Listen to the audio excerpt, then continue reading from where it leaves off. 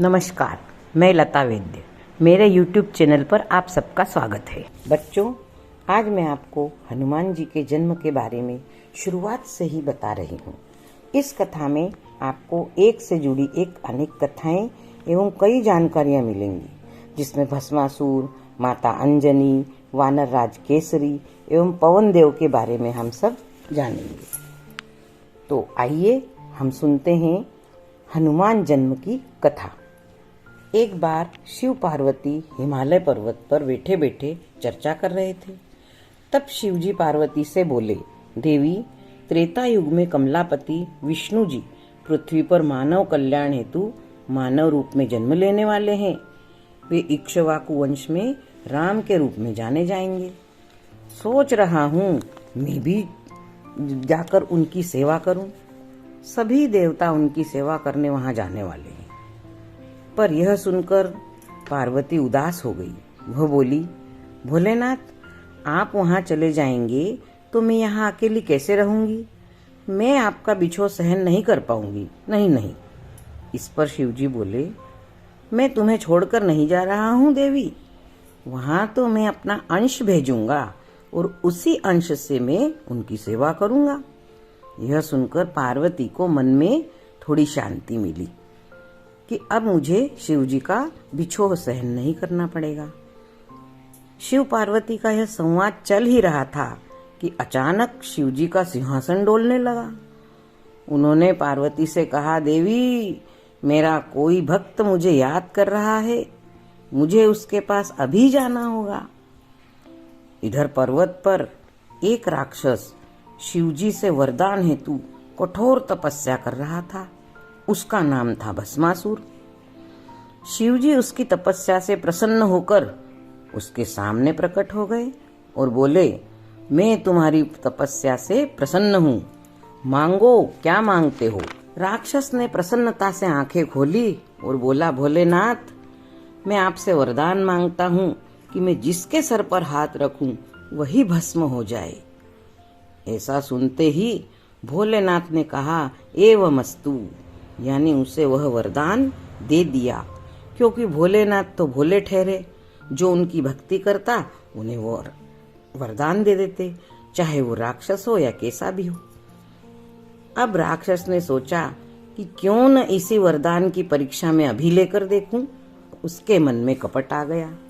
उसने सोचा, भोलेनाथ को ही मैं भस्म कर दूंगा और पार्वती पर अपना आधिपत्य स्थापित करके उसे ले जाकर उससे ब्याह कर लूंगा। अब वह भोलेनाथ के ही सर पर हाथ रखने के लिए आगे बढ़ा। अब भोलेनाथ ने भी लीला रची। सब तो उनका किया कराया है, उनकी आंखों से क्या दूर हो सकता है। उन्होंने भी लीला रची। भोलेनाथ ने कहा, अरे अरे अरे, ये क्या कर रहे हो? उसने कहा, मैं इस वरदान की परीक्षा आपके ऊपर ही लेकर देखता हूं। और वह उनके पीछे दौड़ा। आगे शिव, पीछे राक्षस, दोनों दौड़ रहे थे। जब शिवजी ने विष्णु जी से प्रार्थना की, प्रभु मेरी रक्षा करो, प्रभु रक्षा करो, तब विष्णु जी समझ गए कि इस वरदान का अब गलत उपयोग हो रहा है, कुछ करना होगा।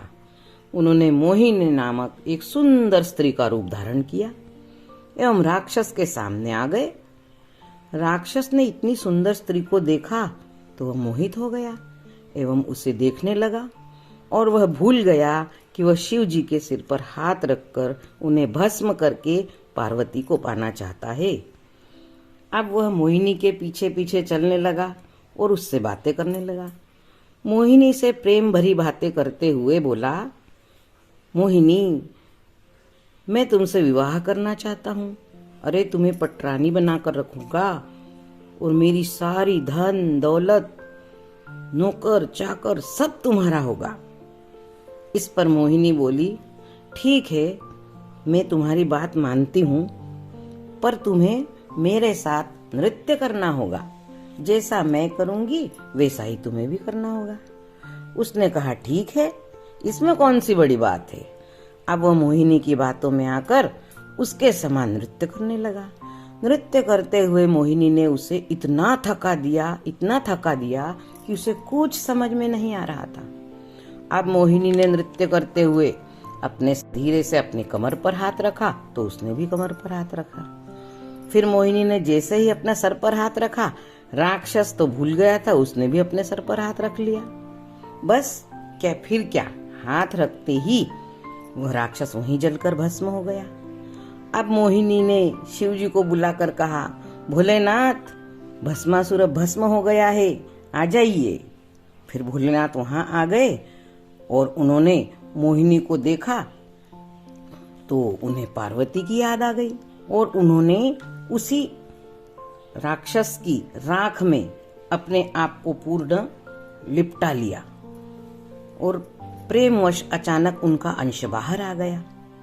तभी पवनदेव उधर से जा रहे थे। विष्णु जी ने पवनदेव को बुलाकर कहा, इस अंश को उचित स्थान पर आपको पहुंचाना है, और उन्होंने बांस की पुंगी में डालकर शिव जी के अंश को दे दिया। पवनदेव अंश को लेकर उड़कर चले, उचित स्थान और पात्र ढूंढने लगे। तब उन्होंने बहुत दूर जाकर उड़ते हुए देखा कि अंजना एक निर्जन स्थान पर ध्यान लीन है। बस उन्हें शिव के अंश के लिए उचित स्थान और पात्र मिल गया। वे आकाश से उतरे और अंजना के कान में शिव का अंश फूंक दिया और आशीर्वाद भी दिया कि यशस्वी और उन्हें वीर पुत्र प्राप्त हो। यहाँ एक प्रश्न और आता है। अब आप सोचोगे ये अंजना कौन? तब मैं इसके बारे में भी आपको बताती हूँ। स्वर्ग में अप्सराएं रहती है, आपको पता है।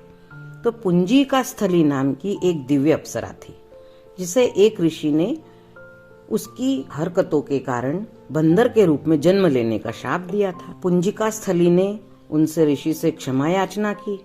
तब ऋषि ने कहा कि मैं शाप तो वापस नहीं होगा, लेकिन तुम अपनी इच्छा के अनुसार स्त्री का रूप धारण कर सकती हो और तुम्हें धरती पर वानरी रूप में जन्म भी लोगी तो भी तुम्हें सम्मान मिलेगा। उधर वानर जाति के राजा विरज के यहाँ अंजना ने जन्म लिया एवं वानर राज केसरी से फिर उनका विवाह हुआ। राजा केसरी भी बहुत बलशाली और धर्मशील थे। एक बार उन्होंने ऋषियों के आश्रम में एक बलशाली हाथी से उनकी रक्षा की थी। तब ऋषियों ने राजा केसरी को आशीर्वाद दिया कि तुम्हारे समान ही बलशाली एवं कीर्तिवान तुम्हें पुत्र होगा। अब एक कथा और आती है इसी से जुड़ी हुई। इस कथा का सूत्र राजा दशरथ के परिवार से भी जुड़ा है। एक बार राजा दशरथ ने पुत्र प्राप्ति हेतु पुत्रेष्ठ यज्ञ का आयोजन किया।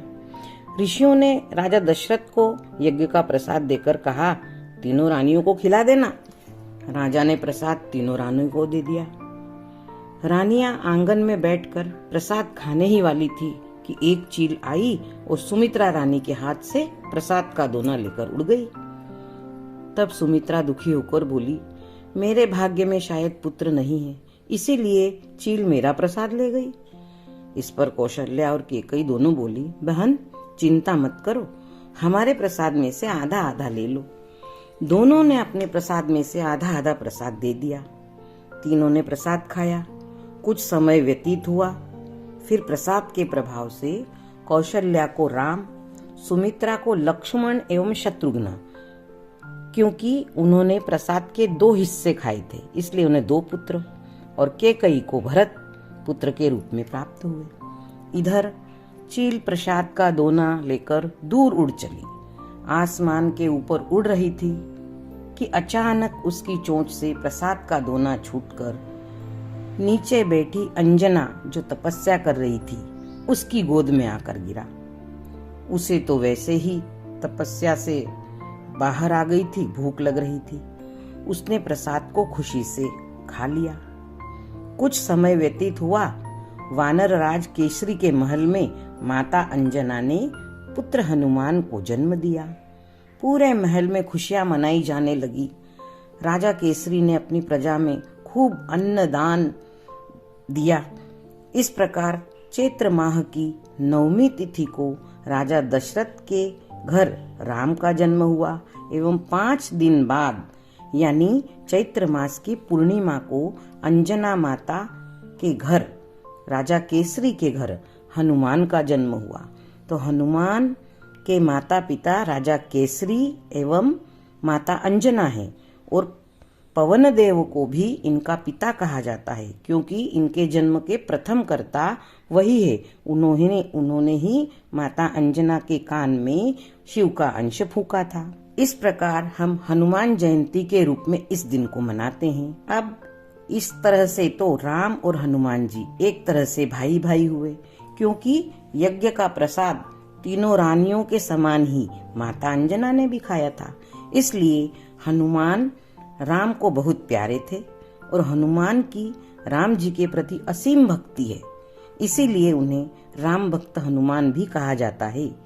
तो यह थी हनुमान जन्म के बारे में कथा जो मुझे मालूम थी, मैंने वह आपको सुनाई है। यह कथा अगर आपको पसंद आई हो और ऐसी अन्य कथाएं आपको सुनना है तो आप मेरे YouTube चैनल पर लाइक कीजिए, सब्सक्राइब कीजिए और फिर हम अगली कथा सुनाने के लिए जल्दी ही मिलते हैं।